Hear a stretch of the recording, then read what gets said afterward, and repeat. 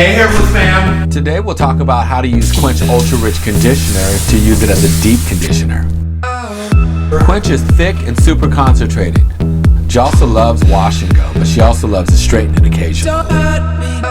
Apply it to freshly cleansed, towel-dried hair and wrap with plastic or put a plastic cap on. You can sit under a hood dryer if you like.